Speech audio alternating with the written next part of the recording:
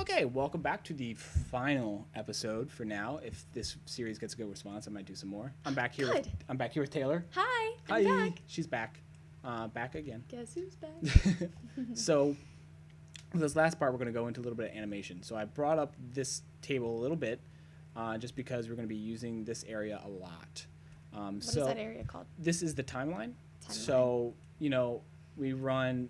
You can change the frame rate back over here. So typically 24 frames per second, that's a typical film. Mm-hmm. So right here, that's 1 second.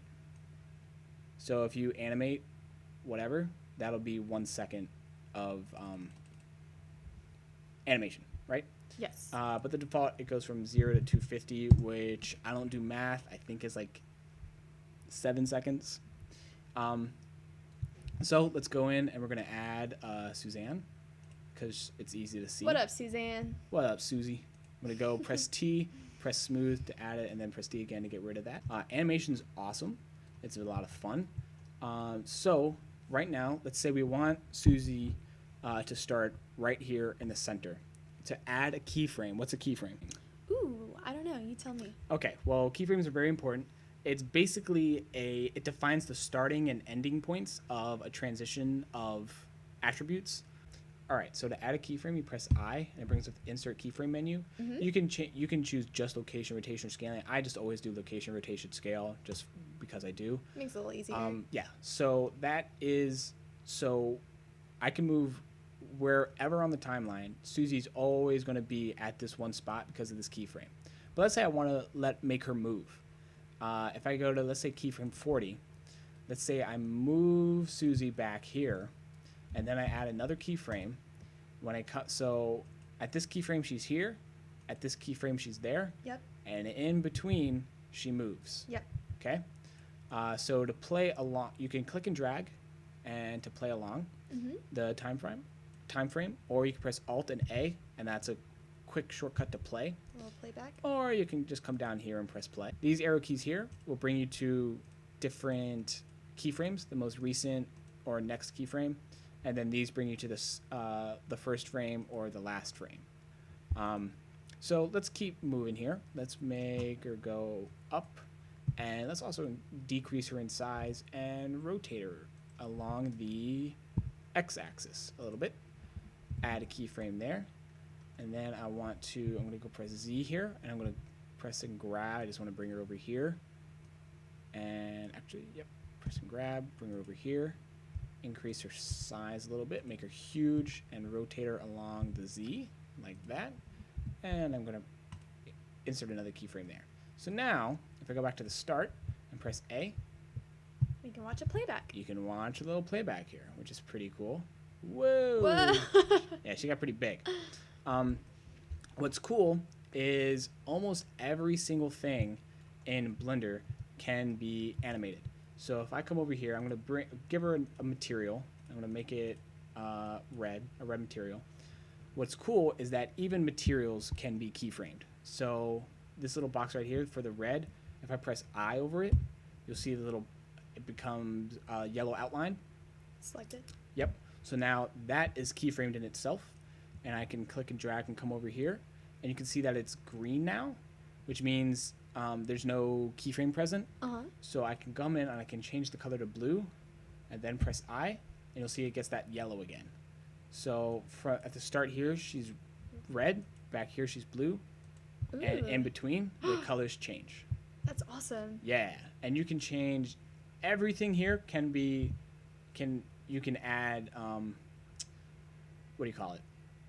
You can add a keyframe too. So even down transparency, I can keyframe the Fresnel here, and it turns yellow, and then move it to keyframe 40, and turn up the transparency.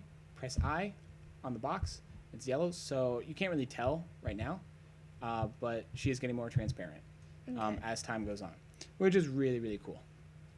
And so one other really cool thing is, I'm actually going to delete her right now. Press A, make a different one, is you can add a modifier called, and obviously, like, there's so many modifiers here, like, there's a lot to go into. you can add a build modifier, and you can randomize the build modifier.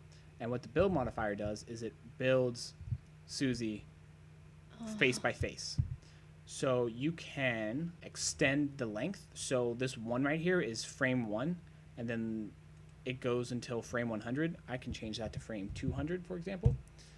And so... And you can change the speed? Yeah, so basically how you change the speed is you change the length. That basically changes how fast Susie gets built, which is pretty cool. It does it face by face, so that's a pretty cool modifier that you can add. I go in and press smooth. So that's something pretty cool. So now let's say the last thing we're kind of go into detail about is final rendering. I'm just going to add that material back. Oh, that material still has all of its keyframes and stuff on it. It's funny. And we can add a camera. In order to render, obviously, you need a camera, as stated before. Grab. Let me add a light real quick, just so we can see what's going on. 12. Yep. Did you press G? Yeah, so you click the camera and press G, and you can move it around like that. Cool. Yeah. Get this light source. See if... Okay, so there we have a light source. So let's say I want to render this out. This is the internal render. You can't actually save this image anywhere. So you need to come over to this little camera looking icon here. And you can do this. You can press render, and that's a more manual way of just pressing F12. But let's say you want to finally output it and save it somewhere. You automatically, everything gets saved to a temp file that pretty much deletes once you press escape. It pretty much deletes that temporary folder. Yes. But if you go in and you click your folder and go into your directory or whatever, it will save that image to that folder. So that's how you do that. If you're doing an animation, this is weird. This is really weird. So let's say I have this camera move. Oh, I gotta go to 40. Let's say I have this camera move like that. Insert keyframe. Say I have this camera move like that. So that's an animation, right? That's moving. First off, what you're going to want to do is, and let's say you want to render that animation, you don't want to render all of this other stuff, right? Yeah. It goes from 20 to 40. So change your start to 20. I'll say 18. You want to give yourself a little leeway, Oh, that makes sense. right? And 45. If you're doing a more major animation, I would definitely give myself more leeway than just like 2 frames. But this is fine. So I'm going to zoom in just like I would. You can zoom in on the timeline on the scroll wheel, and then if you click and drag this middle mouse button, you can scroll like that. When you're rendering an animation, you want to be careful. It's very simple to go in and do a movie and H.264, which is industry standard, that kind of stuff. But what I would recommend is actually rendering the entire animation in a series of JPEGs at 100%. And what that does is because basically an animation is still, these are all individual frames, right? So these are all individual JPEGs, and what it does is it just takes It combines them all. each JPEG, yeah. So you're basically rendering out each individual JPEG. Does it make it faster? It's not that it makes it faster. It's that if, especially in more complicated animations, let's say we're rendering this out and we're at frame 32, and it crashes. Suddenly, if you're rendering out as a movie, that entire file is corrupt. However, if you're rendering it out in each individual JPEG, now you can That's so you can smart. just come back in and start at 30, 32 or something like that. So you don't lose all that progress that you made. So honestly, for something like this, it's pretty easy to just go in and I usually do AVI JPEG or H.264. It's something simple like this. But for my more like advanced animations, I always do JPEG, and I just create a folder for all the JPEGs. And then what you can do is you can come into, go to this drop-down menu, and you go into Video Sequence Editor, And I'm going to go ahead and press Shift Space to make this full screen. And you press Add an image, and you can go in and you can go into the folder with where the images are stored. And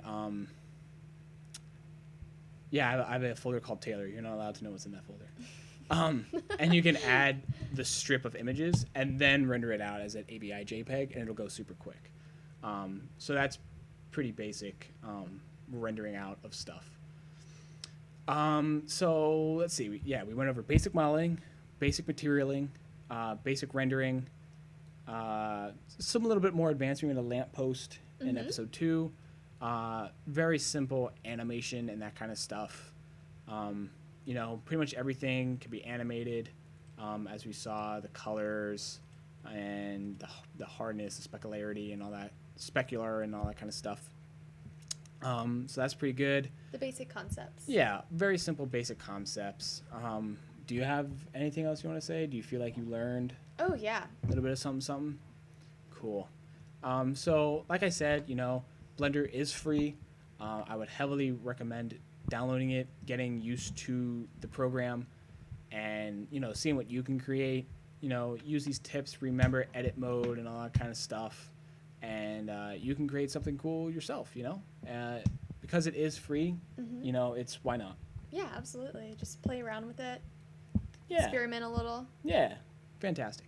Okay, well, I think that's going to end this episode and this series, unless there's a large enough audience that demands more sequels. So I think we're going to end it there. Thank you all for watching, and I'll see you next time.